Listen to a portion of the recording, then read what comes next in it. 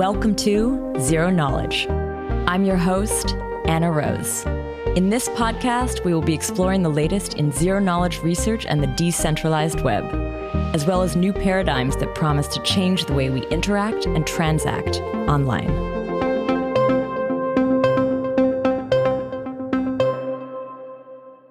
This week, I chat with Ismail, the founder and CEO at Lagrange Labs, and Babis, chief scientist at Lagrange Labs and co-director of the Applied Cryptography Lab at Yale University. We revisit the concepts of ZK-powered coprocessors and dive into the work that Babis has done previous to joining Lagrange on Verifiable SQL. We then learn how this is incorporated into the Lagrange coprocessing system, the work that they're doing on Reckle Trees, future work, and what all of this enables for dApp developers.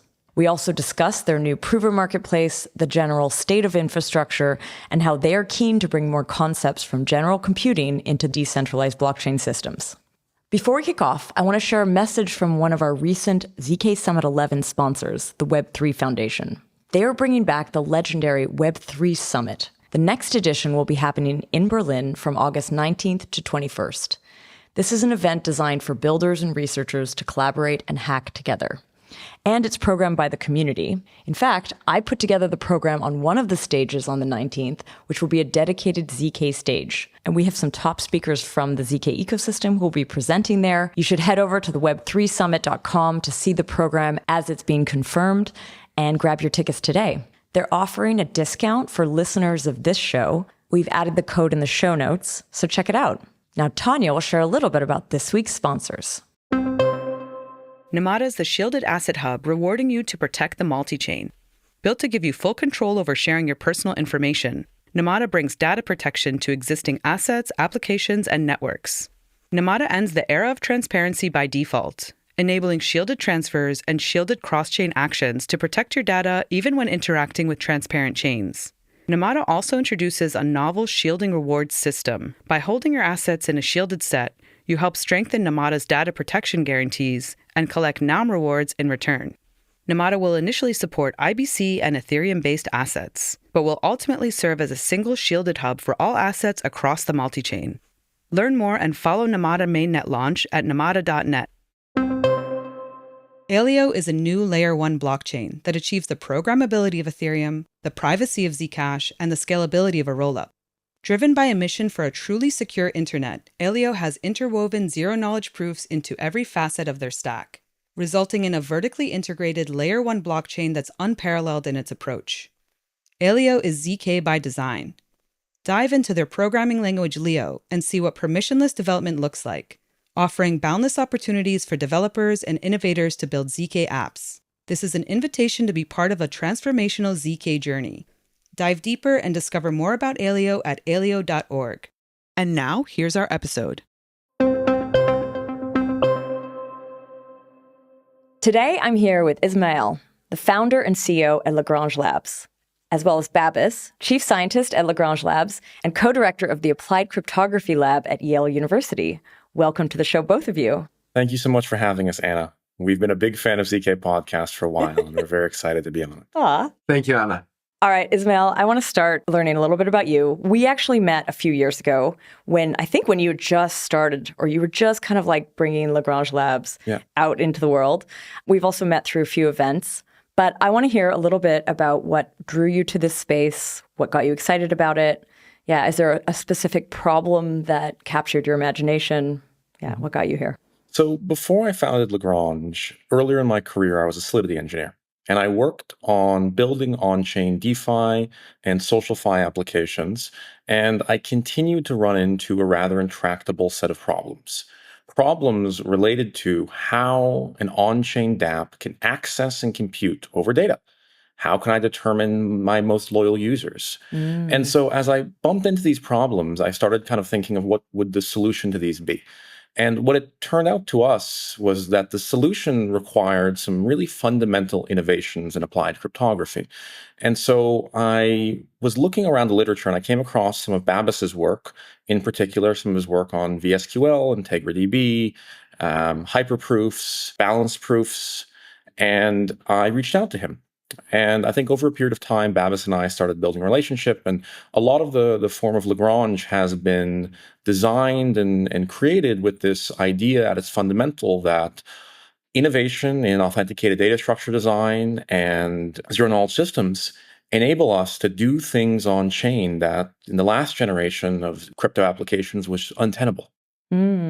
What era were you a Solidity dev in? Is this 2017? No, it was like 2018, 2019 into Okay. like 2020. And then I left a little bit to be a VC at a SaaS fund. Yeah, I went the wrong way. And then I had to go back You home quit. after. You rage quit crypto and then came back. At the wrong time, right? I rage quit when stuff were going up. Okay, I'm glad you corrected that, trajectory fast enough. Were you going to hackathons and stuff at that time? A bit. I was at an insurance company based out of Boston, Manulife, John Hancock. Okay. And I led engineering for their digital asset strategy. It was early decentralized insurance products. We were trying to use at that time zero-knowledge proofs, like early systems like Socrates, to prove properties about baskets of policies that were Merkelized on chain, to be able to underwrite reinsurance vehicles from liquidity pools, wherein you could insure some basket of policies where the destinant data could be kept private, but you would be able to understand that there was some claims payout, and there in the pool had a drawdown on it. So then you left for a moment, and then what was the exact thing that, it sounds like meeting Babis and seeing that work kind of drew you back in, but was there anything else that made you make that choice? I love crypto. I love the fact that we're solving problems that are foundational to global financial infrastructure, that are foundational to kind of how I see the world working. I can't imagine a world where crypto is not a dominant force. And for me, it didn't feel right to be in any other industry. Cool. All right, Babis, I want to hear a little bit of your backstory. It sounds like you were, maybe correct me if I'm wrong, but were you very much in the academic world leading up to your joining Lagrange Labs? Right. So my story with crypto started back in Maryland. So before Gailly, I was a professor at Maryland. And in the lab that I was part of, there was Andrew Miller, who's now professor at University of Illinois. He was starting out with his PhD student. He was particularly excited about blockchain and cryptocurrencies. And really, it's because of him that I learned about this field. We're talking about 2013, right? Whoa. So he was bringing a lot of excitement. He was teaching us about Bitcoin, and this is how I kind of learned about the space. And then as years went by, and traditionally in my PhD, I've been working on authenticated data structures. So that was my PhD back in 2011. So I saw, learning about the space, that all of these techniques and data structure I've been studying are being used in blockchains and cryptocurrencies. And then more formally, I got involved in 2019 in Real World Crypto in Switzerland, where I met some people that kind of were interested in this authenticated data structures and vector commitments. And then, of course, when Ismail talked to me, I got really interested to see what will be the application of my research in this real world systems. When you say authenticated data, what kind of thing does that, what does that mean? And is there any ZK overlap with authenticated data, or is it very different? Actually, I meant authenticated data structures. Yeah. So I worked on authenticated data structures back in 2011. So one authenticated data structure, for example, is this Merkle Patricia trie that Ethereum is using.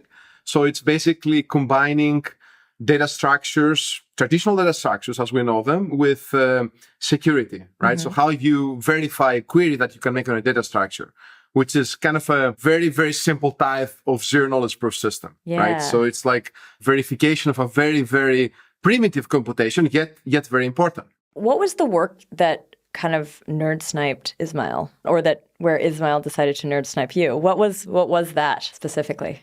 Yeah. So from my standpoint, I think the question of how you can compute over blockchain data, specifically with zero-knowledge proofs, is constrained by the data structure of Ethereum and that most EVM-compatible rollups use, the NBT tree, where you have non-finite field-friendly hash functions like Ketchak, and you have RLP encodings for serialization of nodes that make it computationally intensive in a circuit to prove the inclusion of a large subset of leaves within the tree in a current block or historical blocks. And I think I could see the problem, but it was very hard for me to identify a solution. And with Babas's work in particular, hyperproofs, balance proofs, VSQL, IntegriDB, there were a lot of examples I saw in the academic literature of being able to devise ways to address these problems in other circumstances that I felt were not applied into crypto from a research standpoint. People in crypto were looking at it solely from an engineering standpoint of how do we take the current tools and simply build something that hopefully works, and nobody was going down the first principles on it. And that's kind of was the impetus behind me originally being nerd snuck by this. You just mentioned VSQL, and then what was it, hyperproofs? Yeah. What are those? So if you think about the work of authenticated data structures that I did, this is kind of precursor to this VSQL. In authenticated data structures, what you're trying to do is you have a commitment to a set of data, say like a binary tree, and you want to verify some sort of query on this binary tree. So for example, give me all the leaves that fall between this range. Okay? So we know how to do that with Merkle Trees. This is very, very well studied. And that was part of my PhD thesis at Brown. Now, the next step, as I started my faculty career, was to look at more complicated queries, which is database queries, right? You're not only doing ranges, you want to do filters, you want to do joins, you want to do, various group bys, various database operations. And really the public statement you have is a commitment to 2 tables, right? You have like commitment to 2 tables and you want to just run some queries, SQL queries, and get proofs for the correctness of these answers, right? Yeah. So I started thinking about this problem as I was starting out. So we built IntegriDB. I think back then there was nothing about databases. There were some sort of attempts from a database community to build these verifiable systems, but they didn't seem to scale that well because the cryptography that was used was not too sophisticated. So we built IntegriDB, which was the first verifiable database system that was handling a very limited subset of SQL queries. Then we went on and we built VSQL, which was a more general verifiable database system based on the SumCheck proving system. So that was back in 2016. And after that, that's a very, very hard problem. I always wanted to make more progress, but I'd never kind of found the motivation and the right application to attack the problem to its full extent. Okay. So then, this whole notion of computing on blockchain data came up. And then, with Ismail encouragement and, as I was convinced that this is going to be important, started working on the problem again of how to do things much, much better. So this is actually some of the work that we're doing now. Very cool. On verifiable database, which is the Perseus that hopefully I'll have the time to talk about. Can I ask you some history questions, like some computer science history questions? Yes, sure. Merkle trees, the initial Merkle tree, when is that from, actually? So that is a paper from Merkle in 1978. So it's quite old, yeah. Right. And it was meant to, it was cast as a digital signature, as a way to hash a message before you sign it. Okay. And when are the Merkle Patricia tries introduced?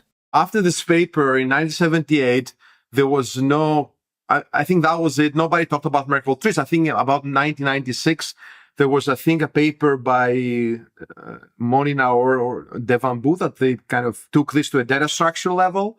And then, my advisor at Brown, Roberto Tamasias, started working on authenticated data structures. But specifically for Merkle Patricia tries, I think, the knowledge goes out there that you can do authenticated data structure for any data structure, right? There was sort of a compiler to go from any data structure to authenticate data structure. But I think the very first time we learned about Merkle Patricia tries when Vitalik introduced them for Ethereum. Yeah. Years ago, many years ago, we did an episode about Merkle trees, Merkle tries on this show. But trying to explain it in audio-only format is tricky because it's really good to see what this thing looks like. But during that time, or around that time, I feel like there was also this introduction, and I don't know if it ever took off, but I remember Benedict Bunz describing, I think it was Merkle mountains or something. It was these Merkle trees, but they were different sort of size. They weren't symmetric in a way. Right. Did you hear it? Do you know anything about that? I don't even know if that's a thing. I've heard the term, but I don't know technically exactly what they represent. I have to read on those. But right, you can have definitely authenticated data structures that are not symmetric. Actually, one of the things that we're innovating right now at Lagrange is the notion of authenticated AVL tree, where basically you have completely unbalanced Merkle trees where you can arbitrarily insert, delete elements and use underlying AVL operations to rebalance so that you don't get really bad worst case complexities. Cool. So this is part of the things that we're currently building. Okay, I have one more history question. Of course. And this is about SQL, because you talk about verifiable SQL, but let's talk a little bit about what SQL is generally. I know it's a very important computer science term, but yeah. Right. It's select query language. So probably a database person will be able to explain this better than me, but I'm a cryptographer, but I'll give it a try. I believe what happened was, when back in the 60s, we're trying to understand how to write programs, right? Mm-hmm. And then the only data structure, so to say, existed was kind of like arrays where you can access data. But people realized the power of, organizing data, right? And data structures was one way to do it. But, when you have data that massive amounts of data need to go to disk, you need to use some sort of database, right? So then there has to be a way to query this database. And, they developed this language to query databases, which it's called select query language. From what I understand, it's one of the most dominant ways to deal with databases these days. Mm-hmm. And I think you have this query already written into it. I feel like it's really good we define that, because leading into Lagrange, I feel like there's where some of the connection comes. But let's now talk about the V part. So the verifiable SQL is a language. Right. When you add the verifiable, how do you change it? Right. So before you add the verifiable, what happens, like normal SQL, you have a database table, you write a query in SQL, which is a short program in a specific language, and then you execute this query and you get back some data. Can be, for example, return the set of records that fall within a specific range. Okay, this can be expressed easily as an SQL query. So what we want to do now is we want, if this query is run by an untrusted entity, right, we want to be able to verify this query without having to execute the query ourselves, right? Also, we don't have a database locally at hand. Even if we wanted to execute the query ourselves, we wouldn't be able to because we don't have a database, right? Yeah. So what we have is a commitment to the database, right? It's a small Merkle hash, so to say. So we're still sending the query to the person that has the database. The person who has the database runs the query, but also attaches a proof to it. Similarly with zero knowledge, right? So it's a proof for this SQL query. When I get back the proof and the answer, and then the only thing I have is the commitment to the database, I'm able to verify that the answer is correct. With something like this, would you be able to run kind of SQL in a private environment and then use this verifiable SQL to prove that whatever's happening in that private environment is done correctly? Right. So I guess what you're alluding to is some sort of zero knowledge version of or a TE, SQL. Actually, or just any, or right. FHE, like any environment where there's no visibility. Would this be useful? Right. So potentially, as far as T is concerned, if you're willing to make more assumptions about the medium that runs the computation, you can potentially build a VSQL that is faster by, leveraging trusted hardware. So for example, you don't have to not trust everything. You might choose to trust some parts of the computation. And in this way, you can definitely build a VSQL that is going to be faster. But in what you've described, the VSQL, this is all happening in the open. So this is for public data or viewable data. Okay, right. Cool. So I think this has been really great prep to dive into Lagrange, because I feel like, in what I know of the project, it deals with a lot of this stuff. But Ismail, I want to talk first about the history of Lagrange. When we met a few years ago, I remember, in my mind at least, this was a coprocessor in the way that some of the other projects like Axiom or Herodotus had proposed it. Has it changed from that? Would you still say that is what it is? Or would you say the project has evolved somewhat? Yeah, so Lagrange is still a ZK coprocessor, but we've evolved a lot how we think about structuring computation over blockchain data. And so a lot of the concepts that Babis has been talking about But authenticated data structure design, proving computation over authenticated data structures really get to the basic question of, you have a large amount of blockchain data that is provable with respect to any of the recent block headers. And so how do you structure a meaningful amount of computation, whether you want to call it coprocessing or storage proofs or receipt proofs or VM extensions, over that data such that an application developer on-chain can verify that some computation is accurate with respect to that commitment? So to put that in a very concrete terms, what is the moving average of price over the last 10,000 blocks on UniV3? What is the volatility of the price of an asset of, ETH to USD on UniV3 so I can do Black-Scholes and issue an option? Like very basic statistical analysis or computation of historical data.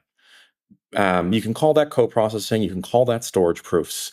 But at the end of the day, from a research standpoint, we think of this as compute over an authenticated data structure. This is what I learned back when I was kind of getting my head around coprocessors, was like on-chain, and you actually alluded to this as well, like when you're creating a dApp on Ethereum, you can't actually look at the history. There's nothing in the state at that moment which tells you what has happened before. And I think people have previously been relying on oracles and kind of like other means to get that information into their application because they need it sometimes. So yeah, in this case, you're kind of talking about a replacement to that. It's off-chain where it's happening. And then I guess, are you using ZKPs to prove it on-chain, or using these verifiable, like is it a different model to prove it onto the main? It is ZKPs. And so that is a very good way of putting it. So in effect, there were previous generation solutions that used economic guarantees or used K-event solutions that were MPC-based or TE-based to try to verify computation over on-chain state. And the limitations of this are always security. It is if you have a mission critical function to your application that's underwriting hundreds of millions in option issuance or in swaps every year, you need to ensure that the mechanism that is being used to secure that is proportionately secure to the risk of this being compromised. And so with what we do with Lagrange, we're able to verify that computation over blockchain data.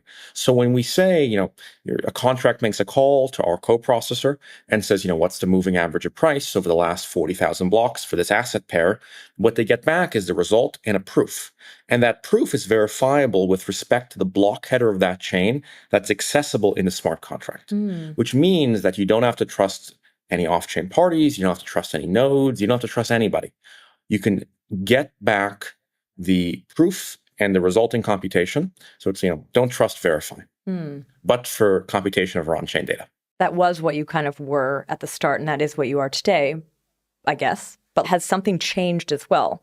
Like I feel like just kind of, where you live, which ecosystem you live in, kind of evolved a bit. Yeah, there's been a lot of things. So we've had that central vision to Lagrange since the onset, but there's a lot of things over how we've altered the course of the business to ensure that we have as performant systems as possible. So we recently launched a prover network on top of a restaking platform, Eigenlayer, that we have had a great relationship with for a very long time. And we have now a very large set of decentralized provers who are participating in our proving process. We have this run by some top-tier institutional provers in the space, including Coinbase, Kraken, OKX, Figment, P2P, who are participating in this proving process.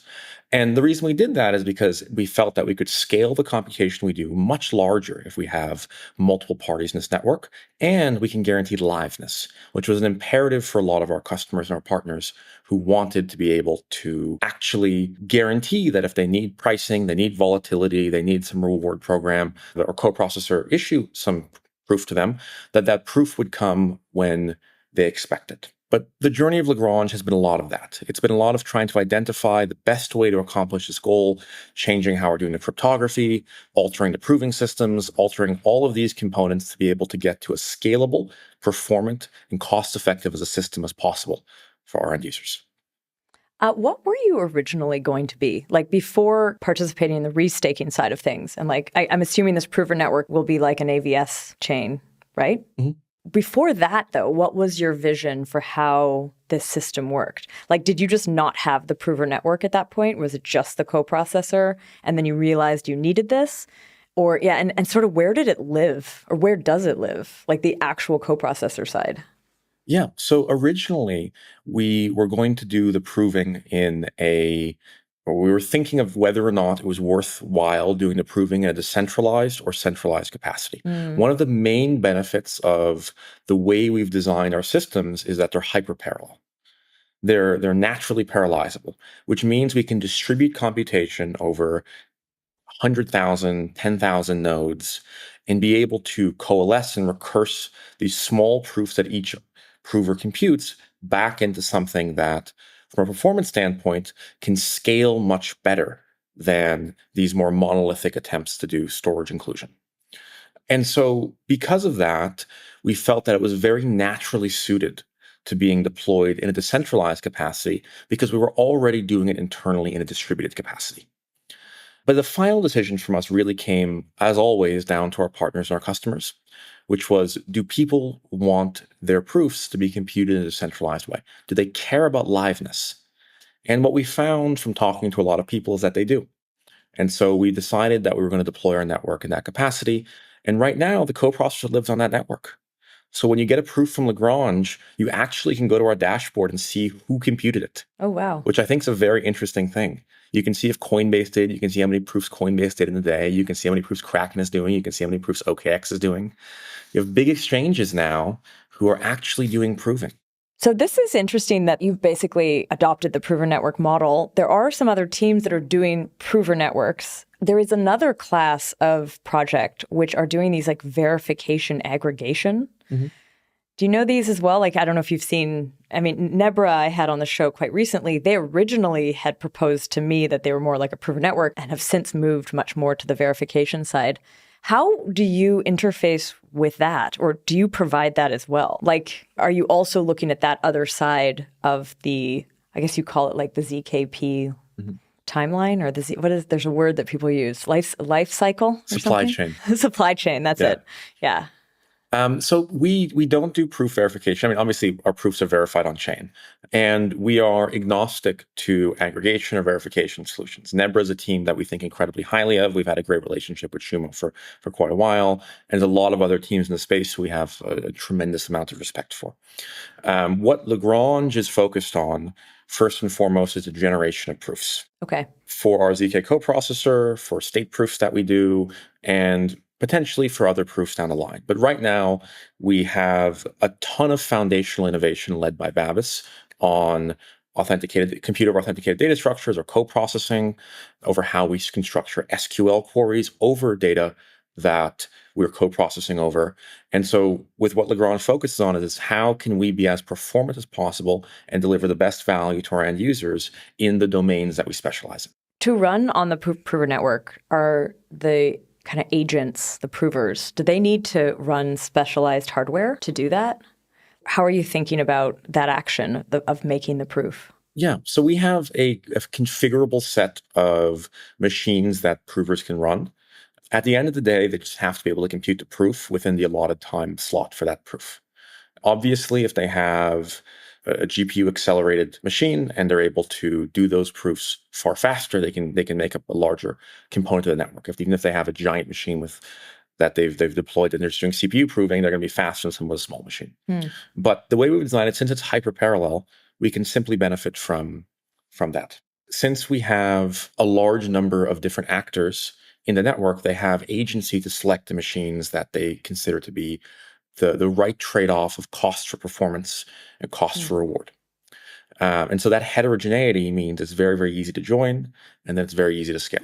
Would one of these provers also be able to just use like cloud infrastructure though to do it? Like, I'm just kind of trying to understand how big are these proofs? Like, is it like something that's like you need specialized hardware to be able to do it, or is it actually somewhat general and you can like do it on a lot of different systems? Sounds like it's the latter. It is the latter. So the great thing about the ZK coprocessor and the system that Babis developed is the types of proofs that we have, in particular with Reckle Trees and with the Verifiable SQL work that we do, are very small. And because of that, you can have a single node that is not necessarily the largest machine that can compute proofs occasionally. And it can compute them at a rate that's far lower than what someone would compute if they're running specialized hardware, but they can still participate. Cool. And we have actors in the network, and you have the P2Ps of the world, you have the Figments of the world, who have the DevOps, they have the experience to generate very large proofs or generate a lot of very small proofs, and they can contribute to a greater extent to the network. So just to put it in perspective, over the last month, we've had about 90,000 queries across 60,000 unique users, primarily on DeFi, GameFi. And within those proofs, we've had about 2 million proofs computed within the network that are very small, but are recursively combined together as part of Reckle Trees and our Verifiable SQL constructions. So the scale of what we can do, this network is just churning out proofs right now. Is it proving system dependent? Does it only support certain kinds of proving, like something like Plonk or something like Groth16? Like, do you have to do anything on your side to be compatible with these different proving systems? Or is there a single one that you've chosen and you only work with that one? So in theory, the network's agnostic to all of that. The only thing that I'd say is that in the current state, most of the work that we do on the network is for our coprocessor. When we think of proving very broadly, right, there's a lot of prover networks, not a lot of teams actually doing proofs right now. And so with the demand that we have on the coprocessor side is what we are serving within our network right now, but nothing in our network is fundamentally or theoretically tied to a given proving system. So, a lot of the work that we do right now is with Plonky 2. And Babis has been actually doing a lot of interesting work with trying to alter some properties of Plonky 2 and general recursion overall. But there's nothing that stops us from moving to a different system down the line.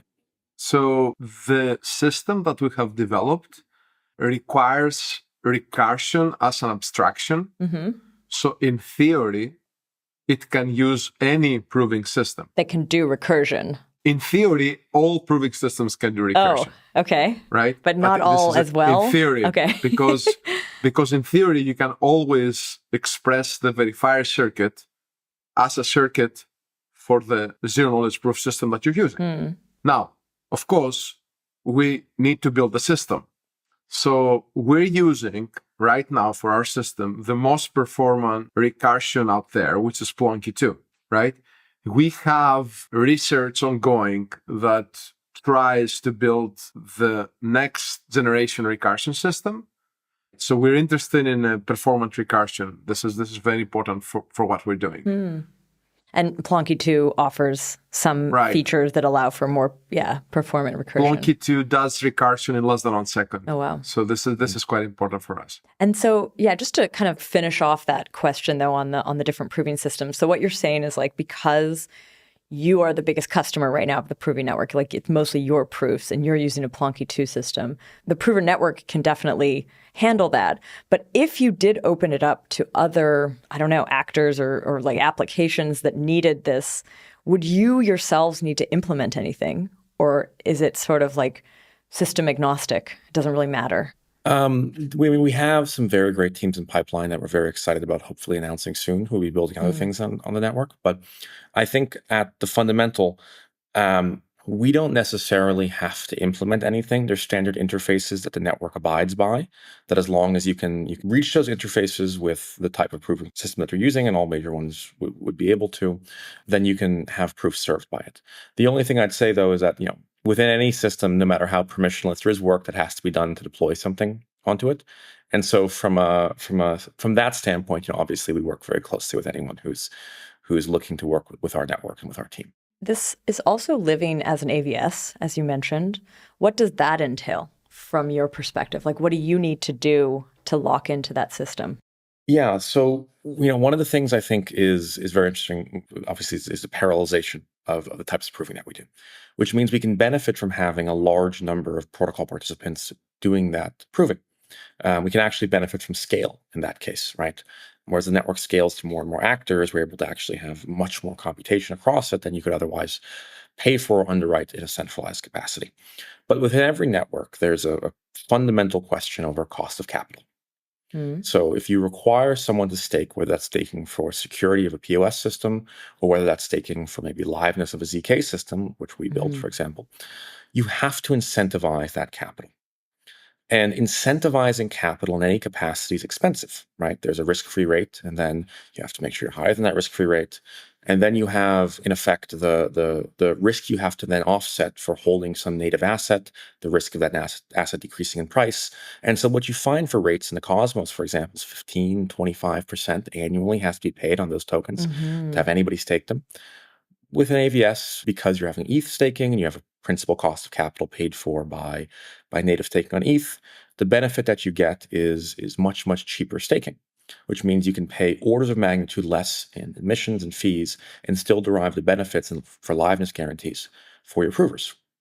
So if a prover doesn't compute a proof on time, they receive an economic penalty, but the amount we have to pay them in order to stake the capital that we penalize is much lower. What is the exact thing that powers the AVS, like the person, the actor? Oh, they're just running provers. They're running provers, but like in the case of like if you're borrowing from like the eigenlayer security model, the restaking, I'm wondering on that front, and this is maybe more of a question about eigenlayer system. What do you call the restaking agent there? Oh, you'd have restakers, and then you have operators who run infrastructure, and operators have delegated stake typically. So the operators would be, for example, Coinbase. They run our prover, and they have stake delegated to them. Would that actor then be running two things? Like they'd be acting as an operator on the AVS side, and then a prover as well? Operator and prover would be synonymous in this case. Okay. I think people often think that ZK systems are more expensive than economic systems, but typically those analyses don't account for cost of capital. And I think this is something that we should maybe talk about, because if I say you have to stake, $40 million, I'm typically not including, when I'm looking at how much I pay my user, the 2% I have to pay on the capital cost. I just offset that with emissions of my token, and then I don't amortize that across user transactions. And so the fallacy is that typically those things are cheaper when they're actually more expensive. Interesting. So let's shift back to some of the cryptography. One of the, and a few of these have been mentioned through the episode, but I think you mentioned something called like Reckle. Am I saying this right? Reckle trees? Reckle, yeah. So Merkle, Reckle, these are not English words. You cannot find them in the dictionary. Merkle is the name of the person that invented it. So Reckle, which came after Merkle, comes from vector commitments and Merkle trees. Yeah. Because they replaced the internal node commitment with a vector commitment that made the node wider, so to say. So we kind of rode on this wave, and we called our research, this fundamental primitive that we proposed, Reckle trees. Okay. From recursive arguments and Merkle trees. So the combination of Merkle trees and recursive snark. So it's Rec plus Merkle, Reckle. Reckle, right? Okay. Right. Okay. So I think I like the term. I don't know if community liked it, but I liked it. So, I went for it. So Are you okay with it sometimes rhyming with Merkle though? Because then it would be Merkle. Because you said Reckle tree. Yeah. Reckle trees. Trees. Yeah. Okay, cool. So what is a Reckle tree? So it's a Merkle tree, but instead of storing hashes in the internal nodes, you actually store recursive proof generated through a recursive snark, right? So if you think about a Reckle tree, at the root, instead of having the root hash of the Merkle tree, you have both the root hash and another proof of a snark proof. So what does this proof tells you, right? So with Reckle trees, you can prove computation that takes place on a subset of the leaves of a Merkle tree, right? So for example, you can use Reckle trees to prove something along the lines, this is the map-reduced computation on some subset of this Merkle tree, right? To give you an example, how you can prove what is the count of elements of leaves in a Merkle tree. How many leaves are there that are greater than 5, for example? It's a filter, right? So you can use this notion of recursively computed proof to actually compute the final proof of the root. And this is what Reckle trees is. It's basically, so to say, like, I like to call it proof-carrying data on steroids. I mean, it's sort of like an application of proof-carrying data, so to say, right? So the use of recursive snark in a DAG, a direct cyclic graph, which in our case is a Merkle tree.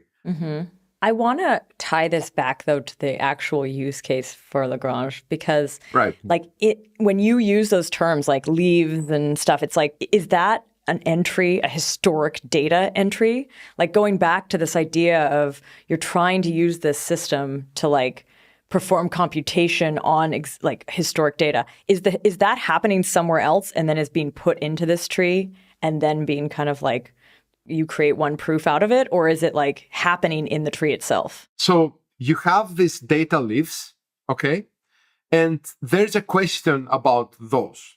The question is, how many are there that are greater than 6, for example, greater than a number? So this is independent of the Merkle tree. Let's go to like a tangible use case. Like there's a price you're looking to find or something. Would it be like the price is actually in that leaf?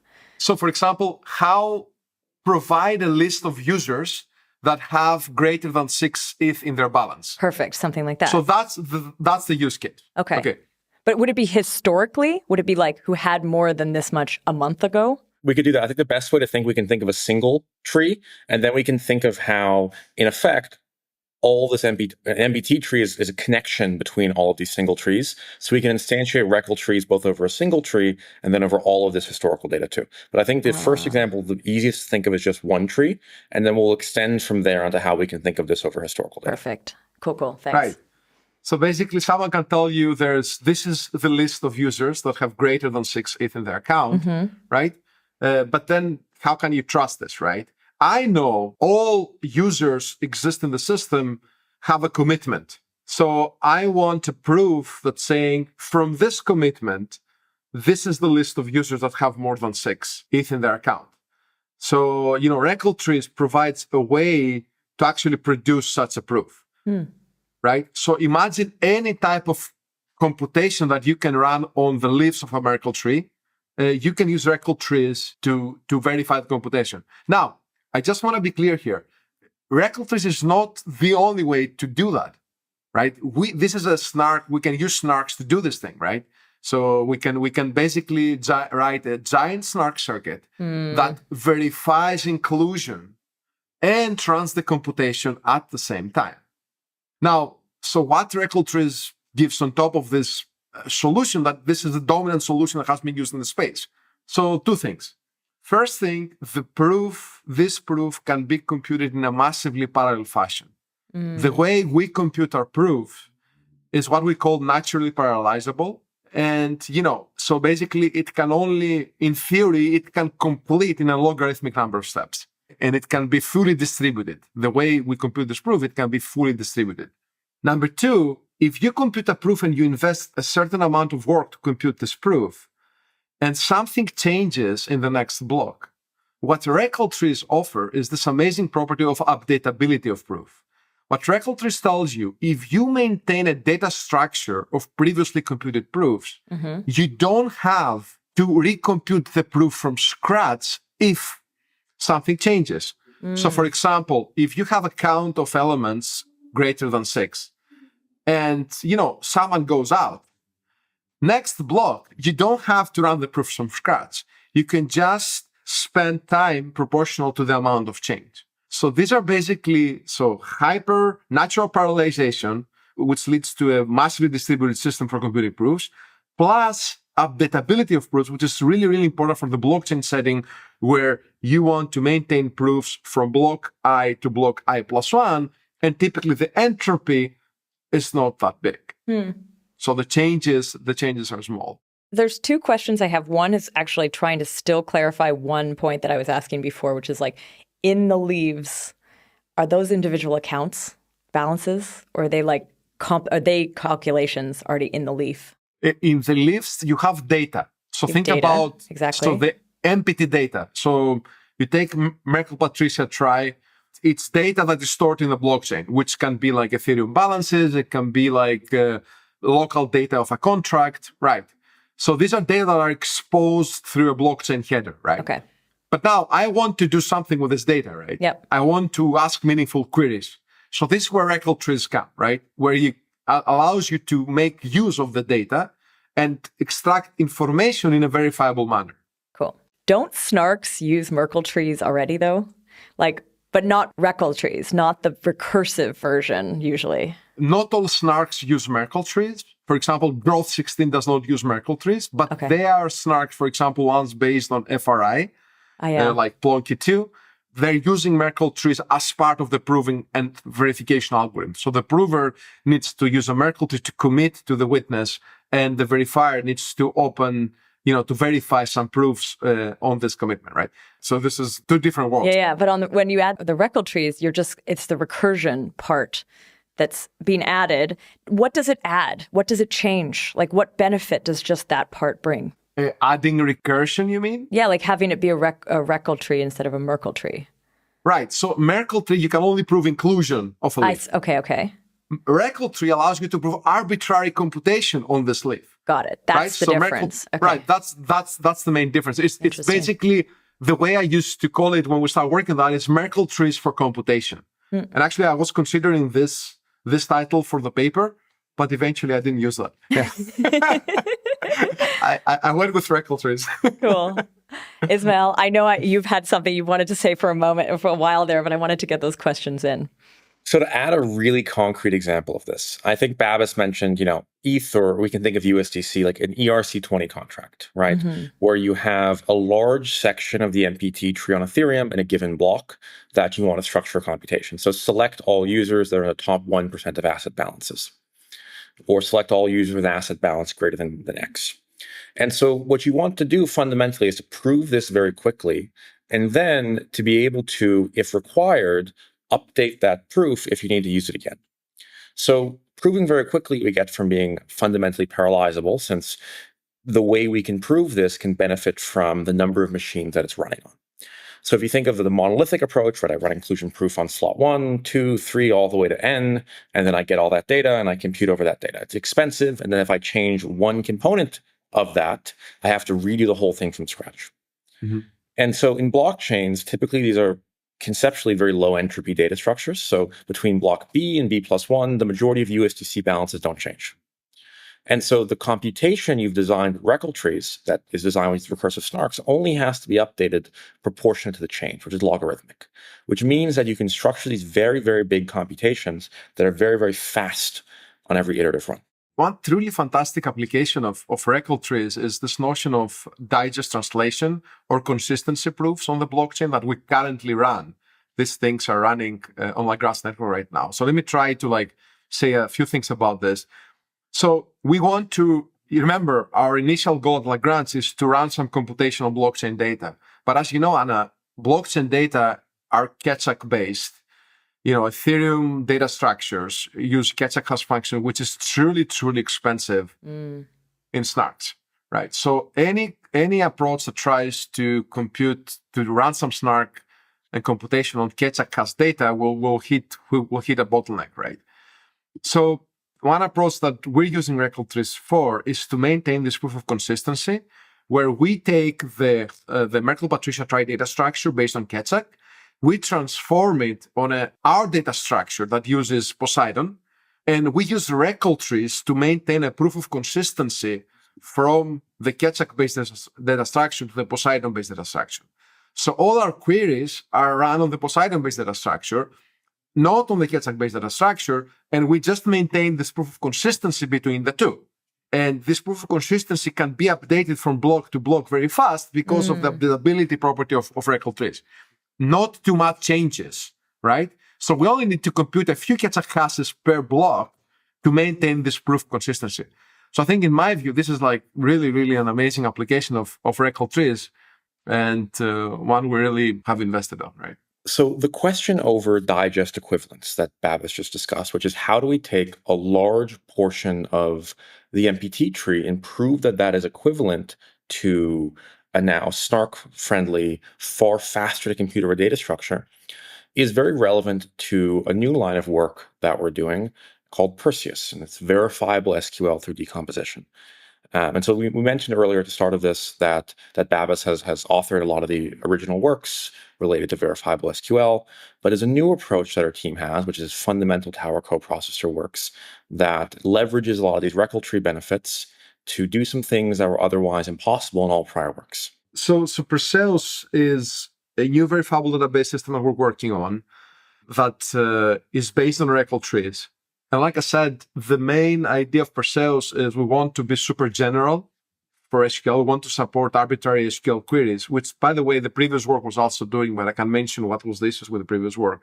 So the idea of Perseus is, remember, Reckle Trees is a framework that you can use to verify arbitrary MapReduce computation on subsets of Merkle leaves. When we describe Reckle Trees, the paper is going to appear, by the way, in CCS 2024 in Utah in November. So when we describe this work, what we do in Perseus is we start with basic SQL operators, like, for example, join, group by, select, project, various filters. And we take all of these and we map them to the MapReduce framework of Reckle Trees. So we're trying to mimic how database community deals with SQL queries. Okay. The first thing that the database compiler is going to do is going to take an SQL query and it's going to decompose it to the primitive operators that you can run in some sort of sequence and eventually give the output of the SQL query. So we do exactly the same. Yeah. And now we do the decomposition and we have the verifiable operators. And part of this, as we're doing, is how to find the best MapReduce mapping of these operators back to our framework, so that we can use all the nice properties of Reckle Trees, like natural parallelization, massively distributed system, and updatability. And second is how to put all these proofs together, which are not too many. Every SQL operator can be decomposed. Most SQL queries can be decomposed in, I will say, like 6 to 7 SQL operators. We have listed them in our table in the paper we're writing right now. And then how to put them together and compute a single proof for every SQL query. So right now we're actually building that. We just finished mapping joins, and we're moving on to map everything else. So MapReduce is this framework where basically you do like some sort of computation on the leaves, and then the outputs can be combined as you go up. It's so interesting, by the way, as you go through this, I'm just learning more about databases and how SQL works in general. The idea of decomposing it, I think, must be very obvious to you because that's how databases work. But for me, it's not. So what it just sounds like is kind of like how coprocessors were bringing one piece of the computer stack into the sort of blockchain world. It sounds like you're now trying to further bring some of those concepts that have been well explored in general computing. And actually, there's several interesting research challenges that come out of this interaction. I'll just name one because this is something that I'm really, really excited about. So when you do this decomposition in databases, you need to do this notion of result estimation to decide how you're going to decompose the query. So before you run the query, you need to have an idea what the result of an operator will be. Like, for example, if a join has a big result the first time you apply it, maybe you want to switch the order. But you cannot run the query and then decide it, right? You have to, right, because then it defeats the purpose. So in databases, they do this result estimation and they optimize this decomposition optimization problem that is solved using this result estimation. Now, the interesting thing about our case is we have to run the query, right? We know what the results are. So we can try different things because the main cost is actually computing the proof, right? So this is something that we can also explore in this notion. Interesting. Are you doing that in the Perseus work, or is that future? Yes. Oh, cool. Yes. This is part of the plan to build actually a query planner for verifiable databases. It's very, very ambitious, but we're working on that. At what state? So maybe just to clarify, Perseus is a paper that you're going to be presenting, but how far along are you in implementing any of this stuff? The basis of Perseus, Reckle Trees, is a paper accepted in CCS 2024. It will be presented in October, I think, in Utah. Okay. So the Perseus is a working paper that is based off Reckle Trees, but we're currently working on. Cool. Right. So the main idea is there, but it's one of those things that I know where this is going. Yeah. It's just a matter of having good work ethic, just completing the work and just doing it. Well, right? I think our audience will appreciate the tease. I think they'll like that you're sharing kind of what you're working on. It's cool. Okay. I think also I wanted to mention from a product standpoint, the first version of the verifiable SQL via decomposition, Perseus that Babis is talking about, was on testnet at partial capacity now, will be fully on testnet for a group of queries that we're supporting. Right. That's entirely self-serve, where you can think of it like Dune, but verifiable. That'll be about 6 weeks away. We have an engineering team that has been very, very hard at work implementing a lot of these things. One of the things that we've been very lucky about as a company is we've been able to concurrently productionize Reckle Trees alongside the paper, and we're concurrently productionizing Perseus alongside the paper as well. So this is not one of those situations where you see the paper and you're waiting 2 years for it to be usable. Okay. By the end of the summer, people should have this entire tech stack, both something they can assess from an academic standpoint and read the literature on it, and be able to actually use on-chain in their products. Neat.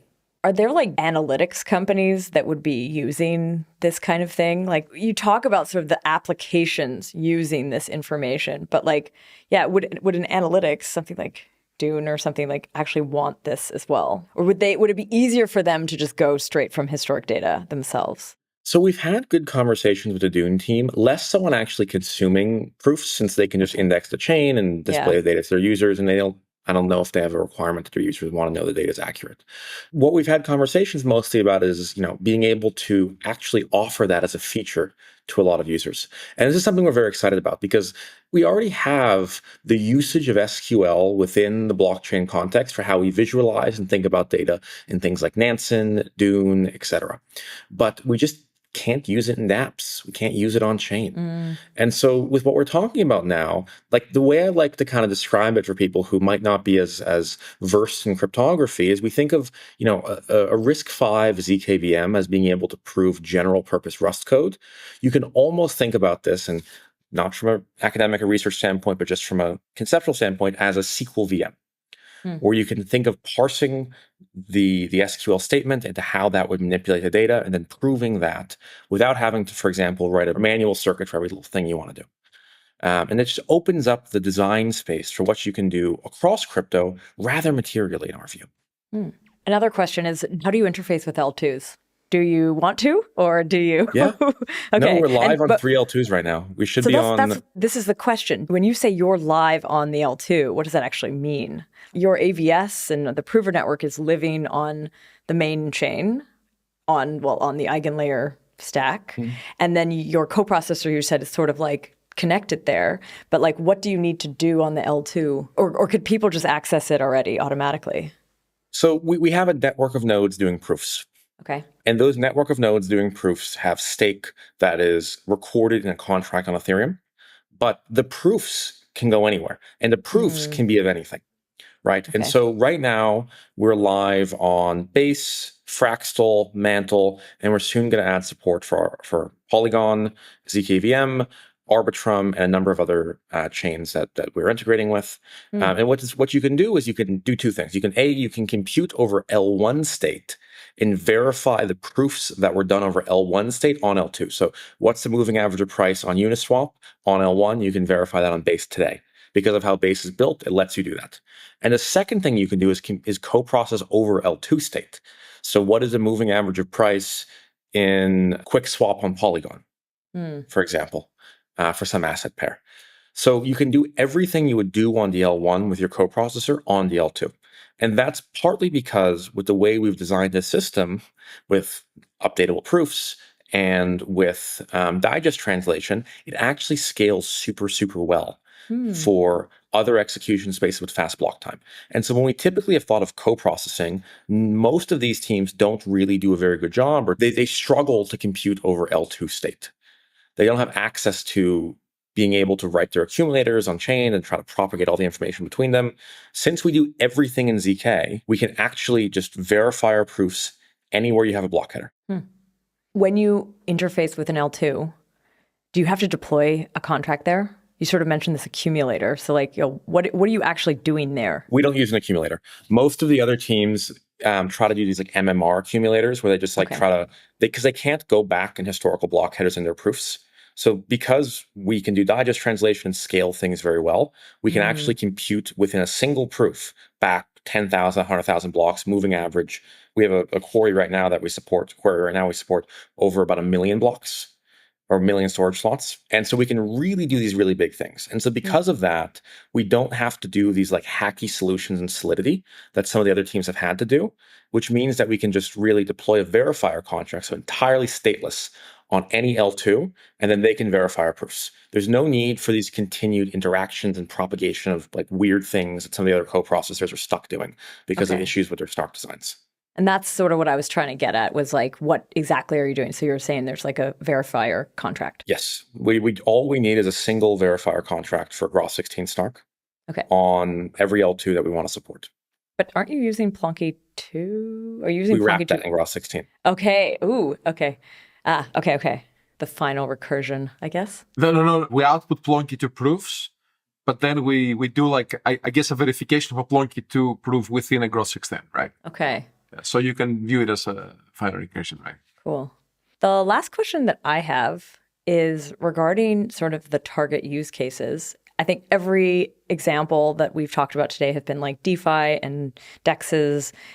How are you thinking about the customer applications? Like, are they primarily financial? Do you have sort of a larger vision for where this could be used? Yeah, I think at its core, user experience in crypto lacks because of the inability for dApps to be able to reference data. So every experience that we're familiar with in Web 2 uses state from our prior interactions with that application with every iterative new interaction, right? Loyalty programs, sign-in experiences, everything you do. And so we can't do that on chain today. And the experience that we feel, therefore, is these very limited applications. And so to make this concrete, think of NFT programs that give you rewards the longer you hold the NFT, or have experiences baked on L2s that are entirely designed to encourage you to continue to hold that asset. You can think of points programs that reward you on loyalty, both in terms of airdrop points and then in terms of continued issuance of like sushi MasterChef style DeFi points or DeFi reward bearing tokens. And we can think of all of this as universal crypto. We can think of gaming applications like on-chain games very heavily require the ability to determine who their most loyal and frequent users are, to give them experiences in that game that are suited for the amount of time or the amount of effort that they put into that. You know, how have your historical sessions been? How many assets you've put in there? All the way to GambleFi and things that people do there in terms of how they want to give rebates to frequent users. So the whole spectrum of everything you can do on chain could benefit fundamentally from better data access. And so I think DeFi is the most concrete. We can think of, DEX incentives, we can think of liquidity incentives, we can think of pricing for options, pricing for lending, but then we can go a level deeper and we can think of how a new generation of applications can be built without this idea that somehow we just can't access data on chain the same way we could off chain. Is there anything else that we should share before we sign off today?